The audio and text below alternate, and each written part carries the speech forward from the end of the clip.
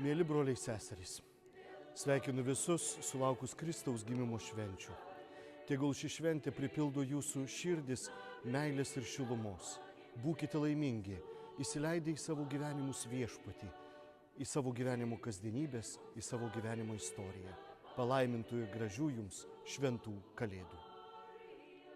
Gerieji Pamario krašto žmonės, jaukaus kūčių vakaro artimųjų apsuptyje ir džiugių šventų kalėdų, tegul užgimęs kūdikėlis Jėzus atneša į mūsų visų širdis, į mūsų visų gyvenimus džiaugsmą, viltį, meilę, tikėjimą ir sveikatą.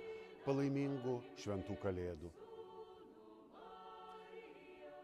Kristus atėjo į pasaulį ir gyveno tarp mūsų kaip paprastas, neturtingas, silpnas žmogus, kad mes nepabūgtumėm savo silpnumo ir kad galėtumėm atsakyti į meilę su šventom kalėdom. Žmonėje pažinojo meilę, atlaidumą, gerumą ir iki Kristaus gimimo. Bet gimęs kūdikis paliepė tuo dalintis tarpusavyje.